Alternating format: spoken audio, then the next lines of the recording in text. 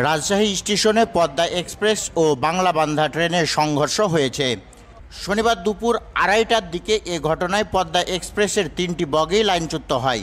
বগি 3টি উদ্ধারে কাজ চলছে। রাজশাহী স্টেশনের ওয়ার্কশিপ সুপারভাইজার শাহাবুল ইসলাম জানান, বাংলাবান্ধা ওয়ার্কশিপ থেকে স্টেশনের দিকে আর পদ্মা এক্সপ্রেস স্টেশন থেকে ওয়ার্কশিপের দিকে যাচ্ছিল। সিগন্যাল পয়েন্ট সমস্যা থাকায় বাংলাবান্ধা এক্সপ্রেসকে ধাক্কা দিয়ে পদ্মা এক্সপ্রেস ট্রেনটি লাইনচ্যুত হয়। এতে একটি ট্রেনের 3টি বগি লাইনচ্যুত ও ক্ষতিগ্রস্ত হয়েছে। সবচেয়ে বেশি ক্ষতিগ্রস্ত হয়েছে পদ্মা এক্সপ্রেস ট্রেনটি। তবে দুটি ট্রেনে কোনো যাত্রী না থাকায় হতাহতের কোনো ঘটনা ঘটেনি।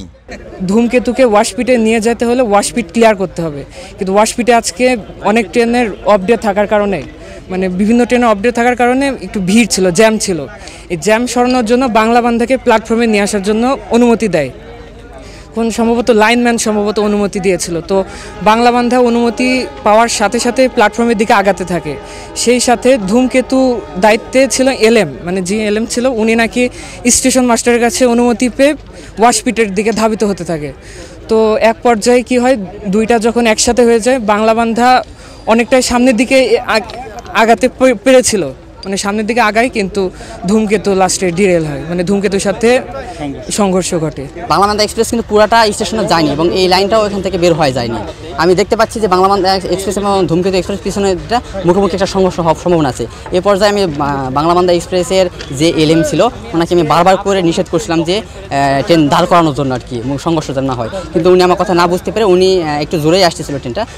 আস্তে আস্তে ততক্ষণে ধূমকেতু এক্সপ্রেস এই পয়েন্টে চলে আসে, সংঘর্ষটা বেঁধে যায় এবং ধূমকেতু এক্সপ্রেসের একটি বগি লাইনচ্যুত হয় এবং বাংলাবান্ধা এক্সপ্রেসের বেশ কিছু ক্ষতিগ্রস্ত হয়।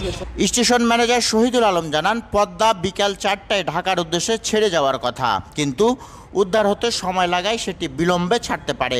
ইতিমধ্যে উদ্ধার ট্রেনের জন্য খবর দেওয়া হয়েছে। যেহেতু পদ্মার 3টি বগি পড়েছে, সেহেতু রিলিফ ট্রেন না আসা পর্যন্ত ঢাকাগামী পদ্মা এক্সপ্রেস ট্রেন চলবে না। ঈশ্বরদী থেকে রিলিফ ট্রেন রওনা দিয়েছে। স্টেশনে আউটলাইনে পদ্মা ট্রেন বন্ধ থাকলেও অন্যান্য ট্রেন সচল রয়েছে। বাংলাবান্ধা ট্রেনটি ক্লিয়ার না হওয়ার আগেই পদ্মা ট্রেনটি পুশব্যাকে যাচ্ছিলেন, সেখানে পার্শ্ব সংঘর্ষ বা সাইড কলিশন হয়ে গেছে। সাইড কলিশন হওয়ার প্রেক্ষিতে পদ্মার একটি বগি ট্রলি আউট হয়ে যায়, পড়ে যায় এবং লাইন অনেক দূর সরে যায় এবং বাংলাবান্ধা ট্রেনে প্রায় 3টি কোচ ড্যামেজ হয়েছে।